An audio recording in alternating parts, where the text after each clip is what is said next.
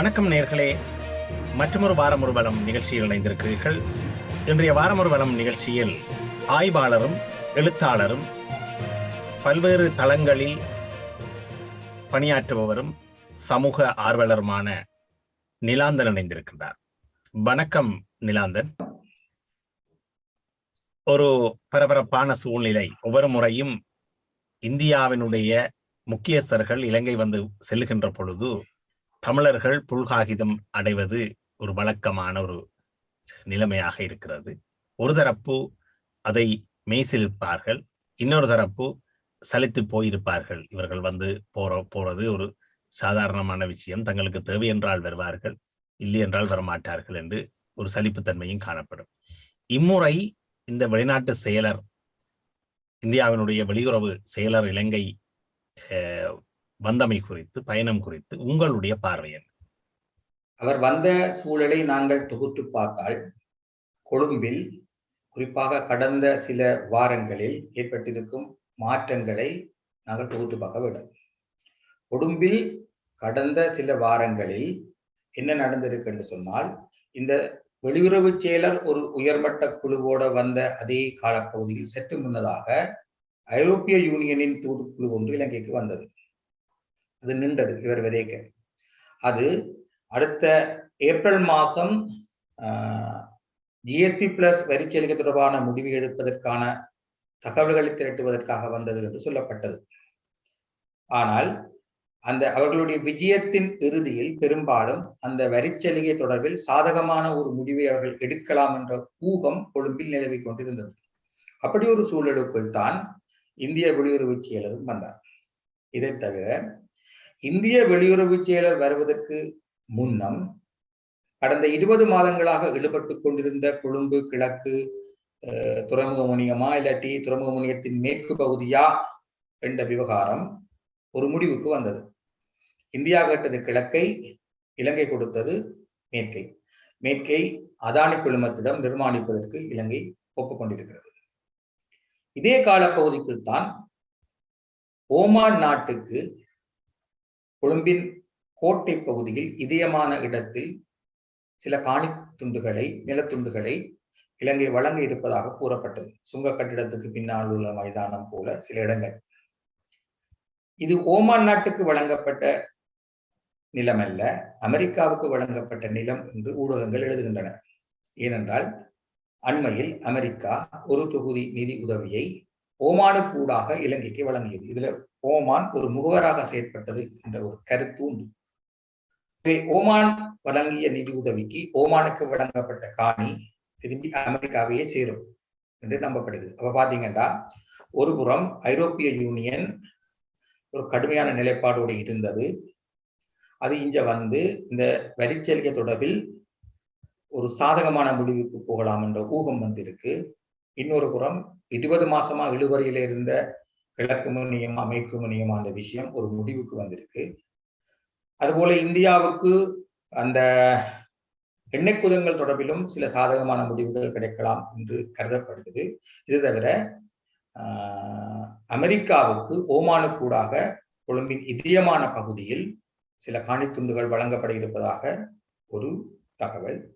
இவை தவிர இலங்கை தீவு மேற்கத்திய நிதி முகவர் அமைப்புகளாகிய IMF, வேர்ல்டு பேங்க் ஆகிய இரண்டிடமும் கடன் பெற தொடங்கிவிட்டது. என்றால் நீங்க தொகுத்து பார்த்தீங்கள் என்று சொன்னால் ஒரு காட்சி கிடைக்குது எங்களுக்கு. என்னென்றால் இலங்கை தீவின் வெளியுறவு அணுகுமுறைகளில் ஒரு மாற்றம் தெரிகிறது. பசில் ராஜபக்சவை முன்னிறுத்தி தொடர்ச்சியாக புதிய புதிய காய்களை நகர்த்தி அந்த காய்களில் இறுதியானது மஹிந்த சமரசிங்க அமெரிக்காவின தூதுவராக போயிருக்கிறார் அமெரிக்காவுக்கான. இப்ப பசில் ராஜபக்ச நிதியமைச்சராக நாடாளுமன்றத்துக்குள் கொண்டு வரப்பட்ட பிறகு கிழமைக்கு ஒரு மாற்றம் நிகழுது. ஒன்றில் அதிகாரிகள் தரப்பில மாற்றம் அல்லது அமைச்சரவை மாற்றம். GLPDs வந்தார். அவருக்கு பின்னுக்கு அவ்வளவு காலமும் தடைப்பட்டிருந்த அந்த மிலிந்த முறகொடவின் நியமனம் துரிதப்படுத்தப்பட்டு அவர் நாட்டுக்கான மூலோபாய திட்டம் என்று சொல்லிக் கொண்டு ஒரு திட்டத்தோட போயிருக்கார். அதுக்கு அடுத்த கட்டம் அவர் போனதுக்கு பிற்பாடு இந்த கிழக்கு முனையம் விவகாரம் தீர்க்கப்படுது அல்லது அந்த கிழக்கு முனையம் விவகாரம் இறுதியாக்கப்படுது. அதுக்கு பிறகு ஓமான் நாட்டுகளால் உதவியை பெற்றுக்கொண்டு ஓமானுக்கு இது வழங்கப்படுது. இது தவிர கடந்த சில மாதங்களாக மேற்கத்திய நாடுகள் இந்த பெருந்தொற்று நோய்க்கு எதிரான அரசாங்கத்தின் போராட்டத்துக்கு ஆதரவாக தடுப்பூசிகளும் உட்பட பெரும்பாலான உதவிகளை செய்து வருகின்றன. எனவே தொகுத்து பார்த்தால் பசில் ராஜபக்சவை முன்னிறுத்தி ஒரு வெளியுறவு அணுகுமுறை மாற்றத்தை இந்த அரசாங்கம் முன்னெடுத்து வருகிறது. இவ்வாறான மாற்றங்களின் பின்னணியில் தான் இலங்கை வெளியுறவு செயலரின் இந்திய வெளியுறவு செயலரின் விஜயம் இங்கே நிகழ்ந்திருக்கிறது. இந்த பின்னணிக்குள் வைத்து அந்த விஜயத்தை பார்க்க வேண்டும். அவர் கொழும்புக்கு வந்து, திருகோணமலைக்கு வந்து, அப்படியே யாழ்ப்பாணம் வந்து, யாழ்ப்பாணத்தில் தமிழ் மக்கள் மத்தியிலிருந்து தேர்ந்தெடுக்கப்பட்ட 12 பேரை கண்ட பின்னுக்கு பிறகு கொழும்புக்கு போய் அரசு தலைவர் பிரதிநிதிகளை சந்திக்கிறார். இதுல அவர் ஒரு விஷயத்தை திரும்ப அழுத்தி சொல்லி போட்டு போறார். அதாவது தமிழ் மக்கள் பிரதிநிதிகளுக்கும் அதைத்தான் சொல்றார், அரசாங்கத்துக்கும் அதைத்தான் சொல்றார். 13வது திருத்தத்தை அடிப்படையாக கொண்ட தீர்வு, அந்த 13வது திருத்தத்தை முழு அளவுக்கு நிறைவேற்ற வேண்டும், அது எழுத்தில் உள்ளபடி நிறைவேற்ற வேண்டும் என்று கடைசியாக அரசு தலைவரை சந்தித்த போது தெளிவிட்டு போயிருக்கிறார். எனவே இப்பொழுது நிகழ்ந்து கொண்டிருக்கிற இந்த வெளியுறவு அணுகுமுறை மாற்றங்களின் பின்னணிக்குள் வைத்துத்தான் அவருடைய வருகையை விளங்கிக் கொள்ள வேண்டும். இந்த அவருடைய வருகை என்பது நீங்கள் குறிப்பிட்டீர்கள், இப்பொழுது ஓமான் ஊடாக அமெரிக்காவை திருப்திப்படுத்தி இருக்கிறார்கள், அதானி குழுமத்தின் ஊடாக இந்தியாவை திருப்திப்படுத்தியிருக்கிறார்கள், திருகோணமலை எண்ணெய் குதங்களை மீண்டும் அதனை ஒப்படைப்பதான நடவடிக்கைகள் மேற்கொள்ளப்படுகிறது. இந்திய தரப்பிலே பாரிய விடயங்கள், சாதகமான விடயங்களை இவர்கள் மேற்கொள்ளுகிறார்கள். இந்தியாவோடு முரண்டு பிடித்த நிலையிலிருந்து இப்பொழுது சற்று மாற்றங்களை செய்திருக்கிறார்கள். எனவே இவ்வாறு, அதாவது இலங்கை அரசாங்கத்தினுடைய போக்கு மாறுகின்ற பொழுது நீங்கள் சொன்னீர்கள் ஜிஎஸ்பி பிளஸ் வரிச்சலுகை கூட சாதகமாக இலங்கைக்கு அமையலாம் என்ற ஒரு எதிர்பார்ப்பு இருக்கிறது என்று சொல்லுகிறீர்கள்.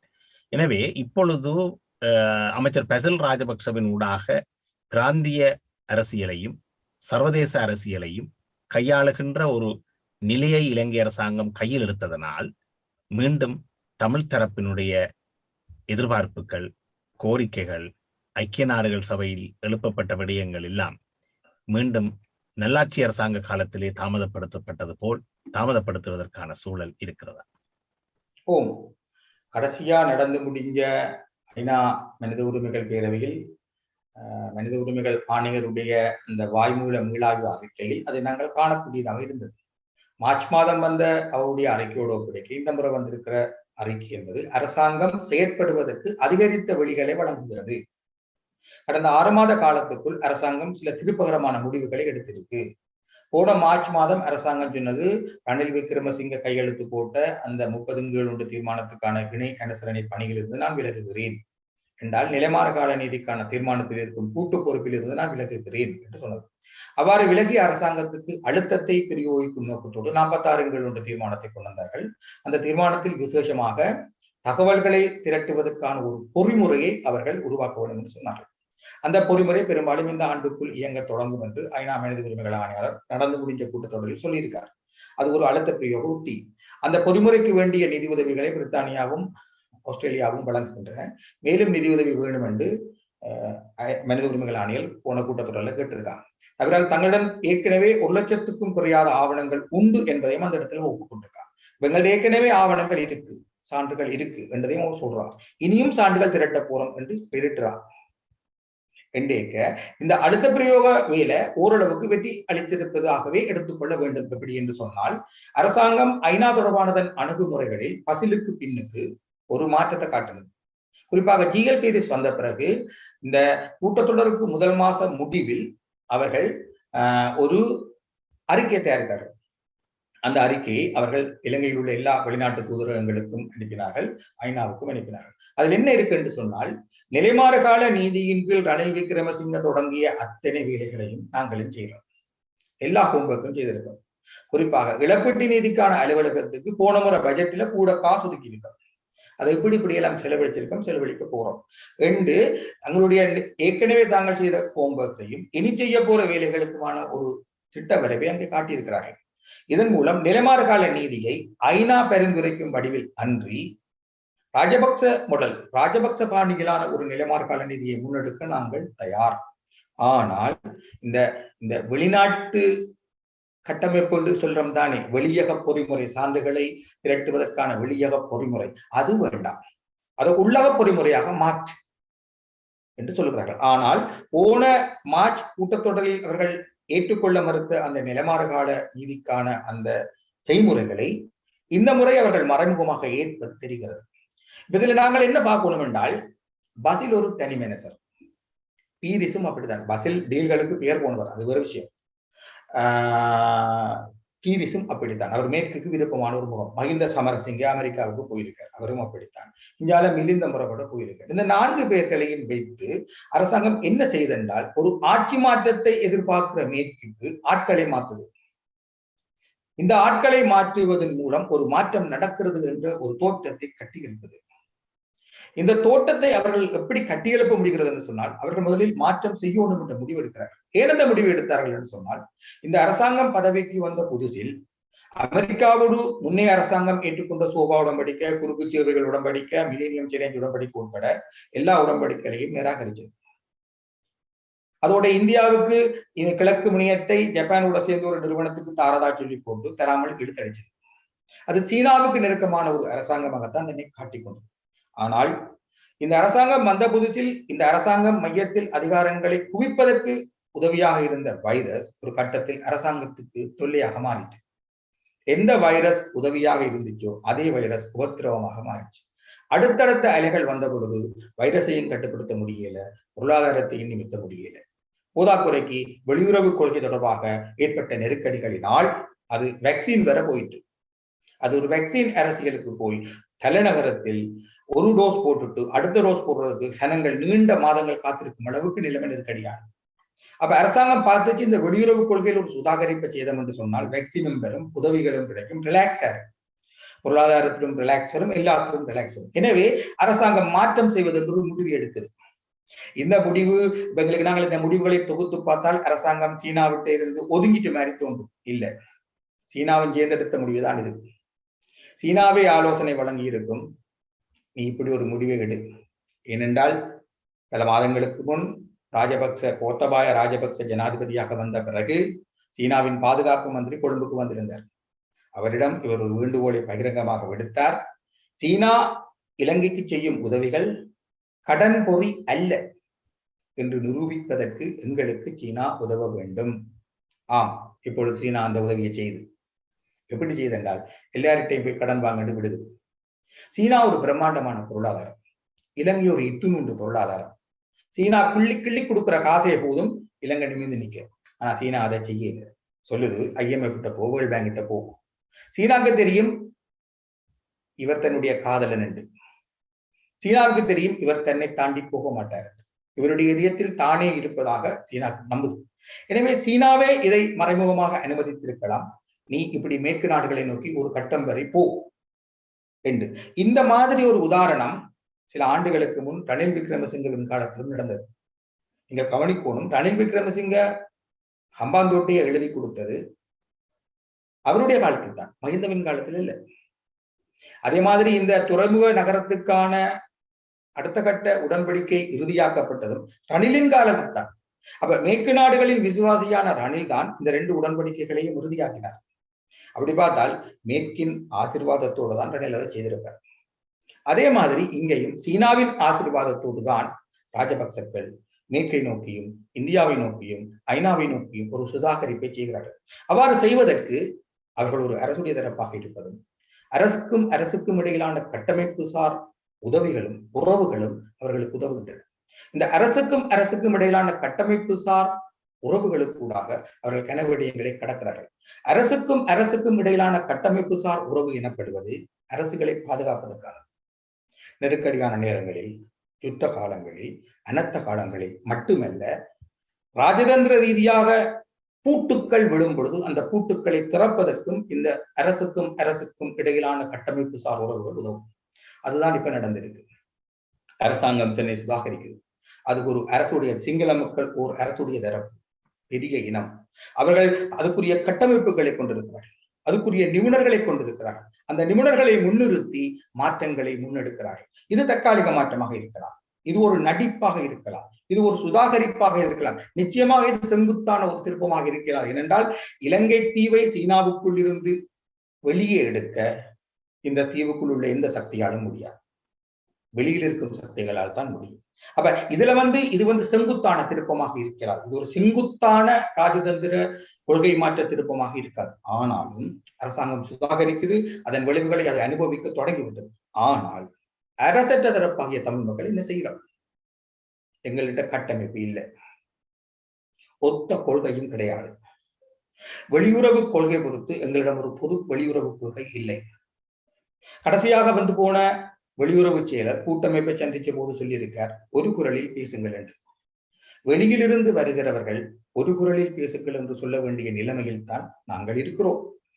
இப்ப பாருங்க, கூட்டமைப்பு அதிக பிரதிநிதிகளை கொண்டது என்றபடியால் ஐரோப்பிய யூனியனும் சந்திக்குது, இந்திய வெளியுறவு செயலரும் தனியே சந்திக்கிறார். அதுக்குள்ள அதிகரித்த மக்களாணையை பெற்ற கட்சி என்ற ஒரு அந்தஸ்தவைக்கு இருக்கு. அப்படி என்றால் வெளியுறவு கொள்கை பொறுத்து தங்களிடம் சரியான தரிசனம் இருப்பதாக கருதும் கட்சிகள் தேர்தலில் நின்று தாங்கள் அந்த அளவு மக்களாணையை பெற வேண்டும். அப்படி மக்களாணையை பெற முடியல என்று சொன்னால் குறைந்தபட்சம் விவகார மைய கூட்டுக்களை உருவாக்கியாவது ஒரு தேசமாக சிந்திக்க வேண்டும்.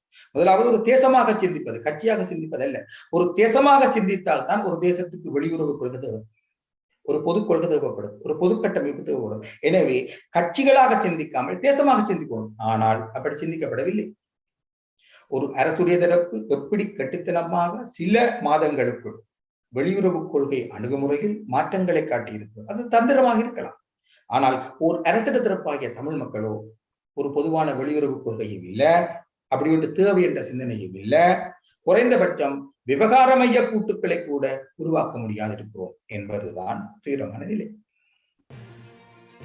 வாரமொரு வனம் நிகழ்ச்சியோடு இணைந்திருக்கிறீர்கள் நேர்களே. இன்றைய வாரமொரு வனம் நிகழ்ச்சியில் ஆய்வாளர் நிலாந்தன் இணைந்து கொண்டிருக்கிறார். சிறிய இடைவேளையின் பின்பு மீண்டும் இணைந்து கொள்ளுவோம்.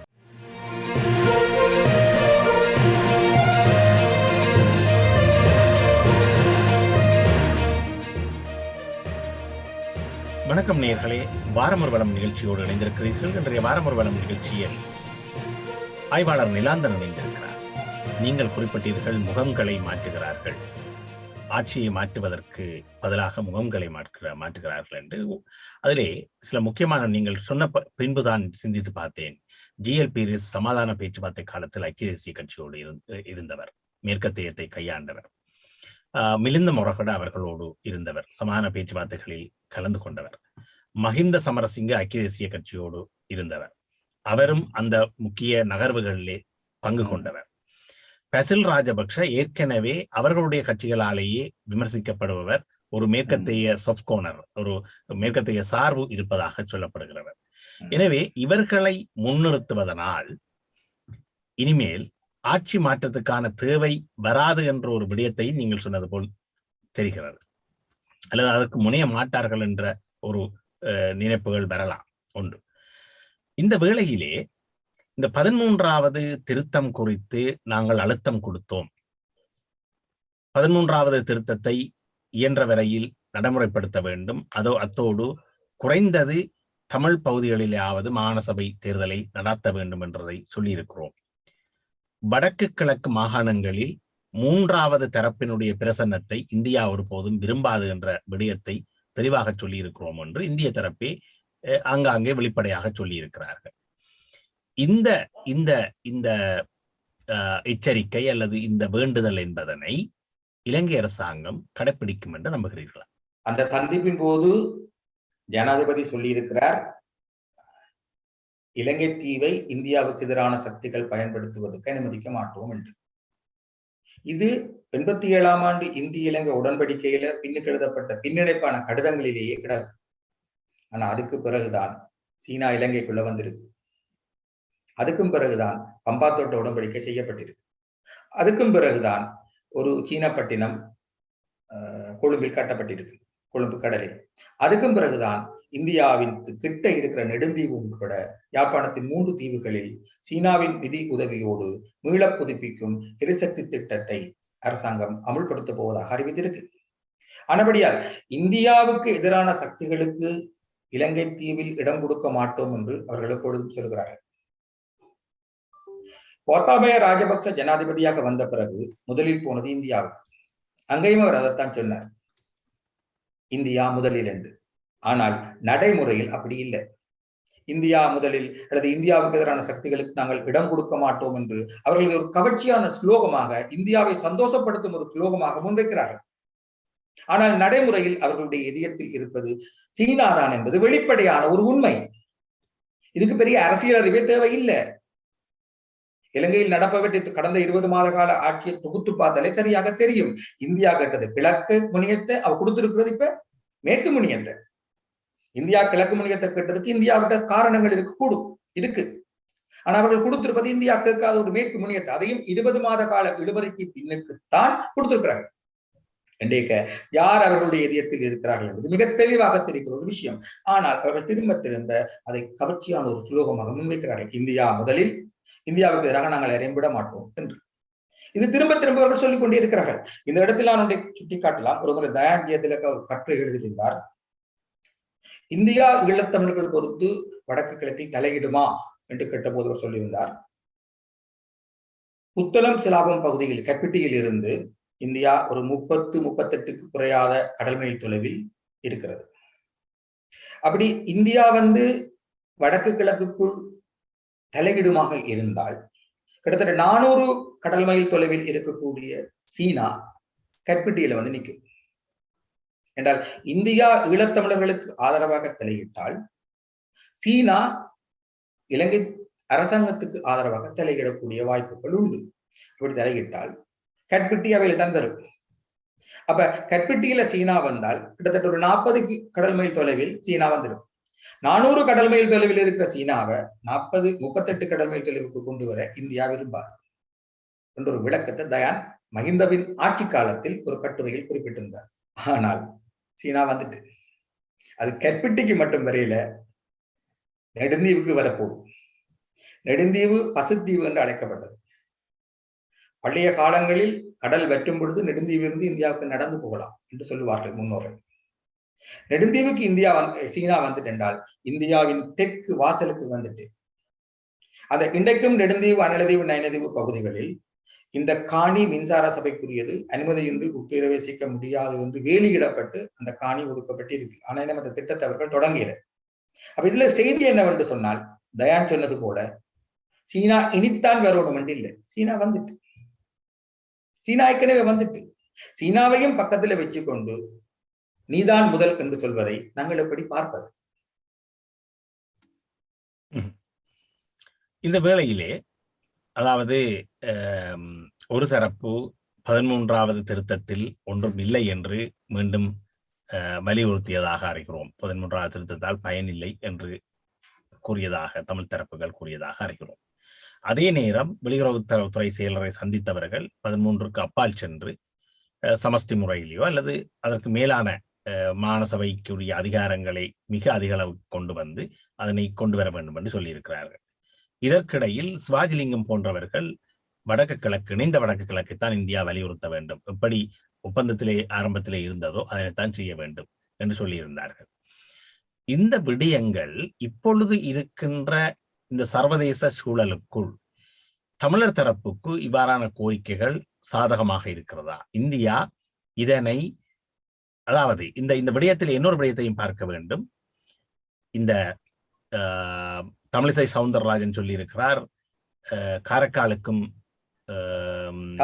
காங்கேசன் துறைக்கும் இடையிலான கப்பல் போக்குவரத்தை நடாத்துவதற்கு எங்களோடு இலங்கை அதிகாரிகள் பேசியிருக்கிறார்கள் என்று.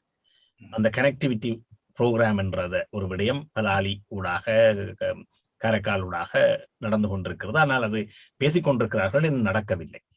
இதே நேரத்தில் தமிழகத்திலே நீண்ட நாட்களுக்கு பின்பு விடுதலை புலிகளினுடைய ஒரு புலனாய்வு உறுப்பினர் என்று சொல்லப்படுகிறவர் கைது செய்யப்பட்டிருக்கிறார். அவர் இலங்கைக்கு ஆயுதங்களை கடத்துவதாக, போதைப் பொருட்களை கடத்துவதாக, முன்னாள் போராளிகளுக்கு அந்த வருமானத்தை கொடுப்பதற்கான முயற்சிகளில் அவர் ஈடுபட்டிருந்தார் என்ற விடயத்திலே கைது செய்யப்பட்டிருக்கிறார். அது இந்த அண்மைய இலங்கை விஜயத்தின் பின்னர்.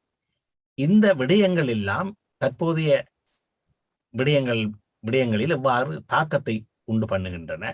இவையெல்லாம் அவற்றினுடைய ஒரு செய்திகளா என்று நீங்க பாக்குறீங்களா? நீங்கள் கன விஷயங்களை பற்றி கதைக்கிறீங்கள். சிதறி சிதறி கன விஷயங்கள் வருகிறது. முதலாவதாக நாங்கள் ஒன்றை பார்க்கணும். கடந்த 12 ஆண்டுகளில் தமிழ் மக்கள் தங்கள் நிலைப்பாட்டை தெளிவாக தெரிவிக்கவில்லை என்ற ஒரு பொதுவான கருத்து இருக்கு. அது பிழை. கடந்த 12 ஆண்டுகளில் தமிழ் மக்கள், குறிப்பாக மக்களால் தேர்ந்தெடுக்கப்பட்ட பிரதிநிதிகளும் தமிழ் மக்களுக்கு தேவை போன்ற மக்கள் அமைப்புகளும் தெளிவாக தங்கள் நிலைப்பாட்டை, தன் முன்மொழிவை வைத்திருக்கிறார்கள். குறிப்பாக தமிழ் மக்கள் பேரவை 2 கட்சிகள் இருந்தது. அதுல அதாவது 2 பெருங்கட்சிகள், அதாவது தமிழ் தேசிய மக்கள் முன்னணி, அங்கால விக்னேஸ்வரனோடு இப்பொழுது நிற்கிற கட்சிகள் எல்லாமே இருந்தது. இருந்த கட்சிகள் அனைத்தும் இணைந்து ஒரு தீர்வு முன்மொழிவை வைத்தன. அது கிட்டத்தட்ட சமஷ்டி. அது ஒரு சமஷ்டி தீர்வு முன்மொழிவை அவர்கள் வைத்தார்கள். இது முதலாவது. பிறகு விக்னேஸ்வரனின் தலைமையில் வடமாகாண சபை ஒரு தீர்வு முன்மொழிவை வைத்தது. அதுவும் சமஷ்டி. 2வது.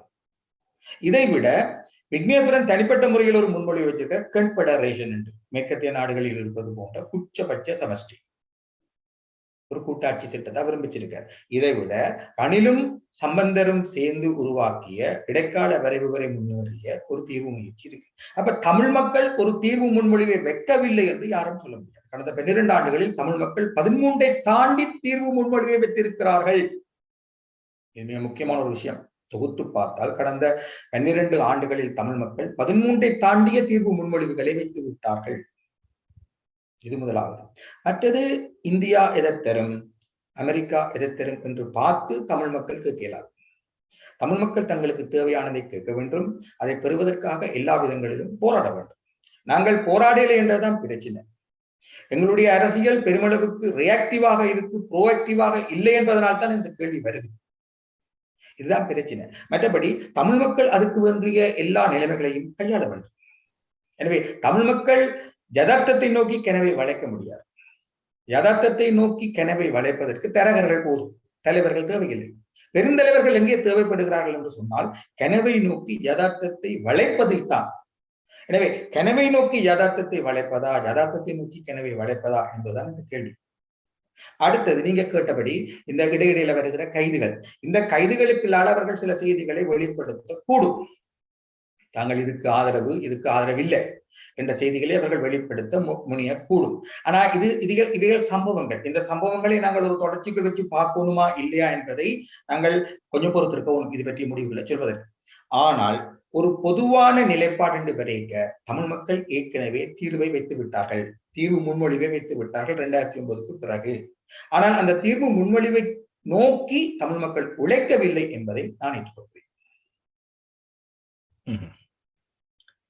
இந்த இந்த இந்த அதாவது இந்திய வெளியுறவு துறை செயலர் வந்து சென்றதன் பின்பு இந்த இழுபறியில் இருக்கின்ற இந்திய கலாச்சார மையம் என்ற விடயம், அந்த இந்திய கலாச்சார மையத்திலும் கூட அது மத்திய அரசு அதனை மணிவண்ணன் சொல்லுகிறார் மாநகர முதல்வர், அது அதாவது மாநகர சபைக்குரிய காணி, அதனை பராமரிப்பது முழுக்க மாநகர சபைக்குரியதே என்றதான் ஒப்பந்தத்தில் இருக்கிறதாக.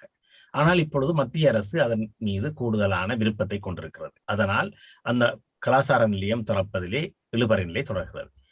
இந்தியாவினால் கட்டப்பட்ட கலாசார நிலையத்தையே இந்தியாவினால் திறப்பதற்கு அல்லது அவர்கள் தாங்கள் விரும்பியவாறு மாநகர சபையிடம் ஒப்படைப்பதற்கான விருப்பத்தை அவர்களால் செயற்படுத்த முடியவில்லை என்றால் இலங்கை குறித்து அவர்கள் இப்பொழுது கூறுகின்ற விடயங்கள் எதிர்காலத்தில் இத்தகைய நிலைமைகளுக்கு கொண்டு செல்லும். ஏற்கனவே நீங்கள் சில விடயங்களை கூறியிருக்கிறீர்கள்.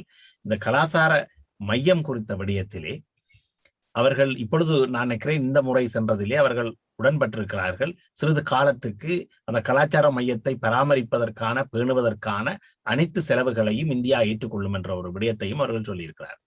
எனவே இந்த நிலையில் இன்னும் கூட அந்த முடிவுகள் எடுக்கப்படாமல் இருக்கிறது. ஒன்று இந்திய பிரதமர் வந்து திறந்து வைக்க வேண்டும் என்று, அல்லது AR ரஹ்மான் வந்து திறந்து வைக்க வேண்டும் என்று, இசை நிகழ்ச்சி நடத்த வேண்டும் என்ற விடயங்களை காட்டிக்கொண்டு போகிறது. எனவே இது குறித்து என்ன நினைக்கிறேன்? இந்த கலாச்சார யாழ்ப்பாண கலாச்சார மையமும் உட்பட பலாலிக்கும் மீனம்பாக்கத்துக்கும் இடையிலான விமான சேவையை விஸ்தரித்தல், காரைக்காலுக்கும் காங்கேசன்துறைக்கும் இடையில் யாத்ரீகர் சேவையை விஸ்தரித்தல், தலைமன்னாருக்கும் ராமேஸ்வரத்துக்கும் இடையில் பயணிகள் பாதையை விஸ்தரித்தல் போன்ற கனெக்டிவிட்டி அண்ட் ரீகனெக்டிவிட்டி ப்ரோக்ராம்ஸ், இதுகள் தொடர்பு இதை புலம்பெயர்ந்த தமிழ் அமைப்புகளும் கூட ஒரு பகுதி புலம்பெயர்ந்த தமிழ் அமைப்புகளும் இந்தியாவை நோக்கி இந்த மாதிரியான நிகழ்ச்சி திட்டங்களை முன்வைப்பதாக தெரிகிறது. ஆனால் இதில் ஒன்றை கவனிக்கணும். இந்த நிகழ்ச்சி திட்டங்களில் பல ரணில் விக்ரமசிங்கவின் காலத்தில் தொடங்கப்பட்டு பிறகு இடையில் பெருந்தொற்றை காரணமாக காட்டி நிறுத்தப்பட்டன அல்லது ஒத்திவைக்கப்பட்டன. இந்த பின்னணிக்குள்ள மிலிந்த மொரகொட தன்னுடைய நாட்டுக்கான மூலோபாய திட்டம் என்று சொல்லி வெளியிட்ட அந்த வரைவில் இந்த கனெக்டிவிட்டி ப்ரோக்ராம்ஸ் பெருமளவுக்கு இல்லை. அதாவது இந்தியாவை வடக்கு கிழக்கோடு பண்பாட்டு ரீதியாக, பொருளாதார ரீதியாக மேலும் பல விடயங்களில் இணைப்பது. தமிழகத்தை அல்லது இந்தியாவின் ஏனைய தலைநகரங்களை வடக்கு கிழக்கோடு இணைப்பது. மீனம்பாக்கத்துக்கும் பலாலிக்கும் இடையில் ஒரு வர்த்தக பாதையை திறந்து விடுவது. அது சாத்தியம், திறந்தால் அது வெற்றிகரமாக ஓடும். எப்படி என்றால், இன்றைக்கு நீங்கள் ஒரு திருமணத்துக்கு கூறு எடுக்க போறீங்க என்று சொன்னால் யாழ்ப்பாணத்தில இருந்து கொழும்புக்கு போக குறைஞ்சது 30,000 வேணும் வேனுக்கு. பிறகு நீங்கள் அங்க தங்கி இருக்க லொச்சுக்கு காசு இருக்கு. பிறகு நீங்க உடுப்படுப்பீங்க, நீங்க 2 நாள் தங்குவீங்க. உடுப்பும் நீங்கள் ரங்கநாதன் தெருவில் வாங்கக்கூடியதோட ஒப்பிடைக்க மிக விலையாக இருக்கு, தெரிவும் குறைவு. இவ்வளத்தையும் வாங்கிக் கொண்டு நீங்கள் உடல் கழிச்சு திரும்பி வாரதுன்னு சொன்னால் மேலதிக செலவுகளும் அதிகம், உடுப்பும் விலை அதிகம். ஆனால் நீங்கள் காலம்ப பெலாலியில பிளேன் எடுத்து இந்தியாவில் போய் அரமணத்தி இடத்துல இறங்கி 45 நிமிஷம் அங்க நீங்கள் உடுப்பையும் வாங்கி கொண்டு பின்னேற பிளைட்லயே வரலாம். மெலிவான மிகவும் தரமான உடுப்போட வரலாம். எனவே இப்படி ஒன்று வருமாக இருந்தால் புலம்பெயர்ந்த தமிழர்கள் கட்டுநாயக்காவுக்கு வரமாட்டார்கள். அப்படியே வந்து மீனம்பாக்கத்துல இறங்கி வாங்குற உடுப்பையும் பொருளையும் வாங்கி கொண்டு பெலாலிக்கு வர பார்ப்பார்கள். இது ஒரு விதத்தில் யாழ்ப்பாணத்துக்கும் தமிழகத்துக்கும் இடையில் முன்பொரு காலம் இருந்த பாரம்பரியமான அந்த வர்த்தக போக்குவரத்து வழிகளை புதுப்பிக்கக்கூடிய ஒன்று. இப்படித்தான் இப்ப காங்கேசந்துறையை திறந்து விட்டால் விமானத்தின் மூலம் கொழும்புக்கு கொண்டு வந்து அல்லது கப்பல் மூலம் கொழும்புக்கு கொண்டு வந்து பொருளை இங்கே கொண்டு விதைக்க வர வெளியே விட மிக குறைந்த விலைக்கு பொருட்கள் யாழ்ப்பாணத்தில் கிடைக்கும். மன்னாரிலும் அப்படித்தான். ஒரு காலம் கடத்தி கொண்டு வந்த பொருட்கள் அப்படித்தானே கிடைச்சது. இன்றைக்கும் மஞ்சள் அப்படித்தானே வருகிறது. இப்ப அரசாங்கம் 600 சொச்சம் பொருட்களுக்கு இறக்குமதிக்கான நிபந்தனைகளை விதிச்சா பிறகு வீட்டு பாவனைக்கான இலத்திரனியல் பொருட்களும் இந்தியாவிலிருந்து கடத்தி வரப்படுது. அப்ப வாசனை திரவியங்கள், சந்தை சமையலறை சாமான்களில் இருந்து சகல சாமான்களும் வர முடியும். அப்படி பார்க்க இது இந்தியாவுக்கும் வடக்கு கிழக்குக்கும் இடையே பொருளாதார ரீதியாக, பண்பாட்டு ரீதியாக, மத ரீதியாக ஏனைய பல விடயங்களில் ஒரு இறுக்கமான பிணைப்பை கொண்டு வரக்கூடிய திட்டங்கள் என்று பார்க்கப்படுது. ஆனால் இந்த திட்டங்கள் அனைத்தையும் மிலிந்த மொரகொட நிராகரித்திருக்கிறார். அவருடைய பேப்பர்ல இதுக்கு அழுத்தம் இல்லை. பதிலாக அவர் எங்க அழுத்தம் கொடுக்கிறார் என்று சொன்னால், ராமர் கோயிலையும் சீதா எலியவையும் இணைக்கிறதை பற்றி சிந்திக்கிறார். அதாவது ராமாயணத்தையும் பௌத்தத்தையும் இணைப்பதை பற்றி சிந்திக்கிறார். அவர் அண்மையில் இந்துவுக்கு வழங்கிய பேட்டியிலும் அதை சொல்றார். இது நாகரிகங்களுக்கு இடையிலான பிணைப்பு, பண்பாட்டுகளுக்கு இடையிலான பிணைப்பு. எந்த பண்பாட்டை அவர் கதைக்கிறார்? ராமாயணத்துக்கும் பௌத்தத்துக்கும் இடையிலான பிணைப்பை பற்றி அவர் கதைக்கிறார். சரிதானே? அப்ப இதுல அவர் ஒரு வரலாற்று யதார்த்தத்தை பாதியாக பிரித்து ஒரு பகுதி உண்மையை மட்டும் கதைச்சு கொண்டிருக்கார். அப்ப இதுல இந்த இந்தியாவுடைய இந்த கனெக்டிவிட்டி ப்ரோக்ராம்ஸ் என்று பார்த்தோம்னா, கனெக்டிவிட்டி திட்டங்கள் பெரும்பாலானவை தேங்கி நிற்குது. அதுல ஒன்றுதான் இந்த கலாச்சார மண்டபம். இது யாழ்ப்பாணத்தின் மிக உயரமான மண்டபம். யாழ்ப்பாணத்தில் இதுவரை கட்டப்பட்ட எல்லா கட்டிடங்களையும் விட மிக உயர்ந்த கட்டடம் அது. இந்த மிக உயர்ந்த கட்டடம் வெற்றிடமாகவே இன்னும் இருக்கு. வருகிற எல்லா இந்திய பிரதானிகளும் ஏக்கத்தோட நிகழ்ந்து பார்த்துட்டு போயிடும். ஆனா திறக்க முடியல. மோடி வருவார், ரகுமான் வருவார், இசக்கச்சேரி வச்சு திறப்பார் என்று சொல்லப்படுது. இது தொடர்பான உரையாடல்கள் நடந்த பொழுது யாழ் நகர முதல்வரும் துணை தூதுவரும் உட்பட ஒரு குழுவினர் கொழும்பில் இருக்கும் அமைச்சக அதிகாரிகளை சந்தித்தார்கள் என்ற ஒரு தகவல் உண்டு கடந்த ஆண்டுகளில். இந்த சந்திப்பின் பொழுது இந்த மண்டபத்தை நிர்வகிப்பதற்கான செலவு, அந்த செலவு செய்யும் சக்தி யாழ் மாநகர சபையிடம் இல்லை என்பது சுட்டிக்காட்டப்பட்டிருக்கு. அப்பொழுது யாழ் நகர முதல்வருக்கு இலங்கையின் ஒரு அமைச்சக பிரதானி சொல்லியிருக்கிறார், நீங்கள் இதுல இந்தியாவை நம்பக்கூடாது, இலங்கையைத்தான் நம்ப வேணும் என்று. அதுக்கு பிறகு மணிவண்ணன் சொல்லியிருக்கார், இந்தியா 5 ஆண்டுகள் இந்த கட்டிடத்தை கொண்டு நடத்துவதற்கான செலவை பொறுப்பேற்றால் நான் சமாளிப்பேன் என்று. ஆனால் அதுக்கு பிறகு கூட அந்த கட்டிடம் திறக்கப்படவில்லை. ஒவ்வொரு முறையும் இந்திய பிரதானிகள் வரும்பொழுது அதை பற்றி கதை நீங்க கவனிச்சு பாருங்கோ. கடந்த சில ஆண்டுகளாக, குறிப்பாக அந்த கடந்த 20 மாதங்களாக இந்திய பிரதானிகள் வரும்பொழுது கலாலிக்கு என்னும் காசுதாரம் கலாலிய விஸ்தரி. அதே மாதிரி கலாச்சார மண்டபத்தை கெரியாக்குற என்ற உரையாடல்கள் வெளிக்கிடும். இப்ப புதுசா வந்திருக்கு காங்கேசன்துறைக்கும் காரைக்காலுக்குமான பிணைப்பு பற்றி. காங்கேசன்துறைக்கும் காரைக்காலுக்கும் இடையிலான அந்த பிணைப்பு ஒரு வகை ஆன்மீக பாதை திறப்பாகத்தான் முதலில் கருதப்பட்டது. அதை யாழ்ப்பாணத்து சிவசேனையும் தொடக்கத்தில் அதை பற்றி கூட கதைச்சது. அதுக்கு பிறகு இது தொடர்பான கப்பல் எங்கள்கிட்ட இல்லை என்ற ஒரு காரணம் காட்டப்பட்டது. ஒரு பெரிய கப்பல் வேணும் என்று, அந்த கப்பல் இந்த பிராந்தியத்திலேயே இல்லை என்றும் வெளியிலிருந்து கொண்டு வரணும் சொல்லப்பட்டது. அதுக்கும் பிறகு இது தொடர்பான 2 கப்பல் கொம்பனிகளுக்கு இடையில் ஒரு உடன்படிக்கை செய்யப்பட்டதாகவும் சொல்லப்பட்டது. அந்த கொம்பனிகளுக்கு இடையில் அந்த உடன்படிக்கை செய்யப்பட்டதை குறித்து அது செய்யப்பட்ட போன மார்ச் மாதம் 1ஆம் தேதி நினைக்கிறேன், சரியாக ஞாபகம் இல்லை. இப்பொழுது தமிழக சட்டசபையில் உறுப்பினராக இருக்கும் திருமதி வானதி சீனிவாசன் தன் ட்விட்டர் தளத்தில் பதிவிட்டிருந்தார். அப்பொழுதே ஒரு கேள்வி எழுப்பப்பட்டது, இது 2 கப்பல் கொம்பனிகளுக்கு இடையிலான உடன்படிக்கையா அல்லது 2 அரசுகளுக்கு இடையிலான உடன்படிக்கை? ஏனென்று சொன்னால் அது சர்வதேச எல்லையை தாண்டுது ஒன்று. அதை விட முக்கியம், கலாலியும் காங்கேசன்துறையும், கலாலி விமான நிலையமும் காங்கேசன்துறை துறைமுகமும் இங்க இருக்கு. இலங்கை தீவின் இராணுவ கேந்திரங்களில் மிகவும் பிரதானமான வடக்கு மையத்தின் இதயத்தில் இருக்கு. அதுல 2 இன்டர்நேஷனல் கேட்ஸை திறப்பது என்பது, ஒரு கப்பல் வழியையும் ஒரு விமான வழியையும் திறப்பது என்பது அதன் நடைமுறை அர்த்தத்தில் அதை இராணுவ மய நீக்கம் செய்வது, டிமிலிட்டரைஸ் பண்ணுவது. அதனுடைய இராணுவ ரகசியம் பகிரங்கமாகும். அந்த இராணுவ ரகசியம் இல்லாமல் போயிடும். அது ஒரு பயணிகள் போக்குவரத்து நிகழ தொடங்கிய அதுக்கு இன்றைக்கு இருக்கிற அந்த இராணுவ ரகசியம் குறைஞ்சு போயிடும்.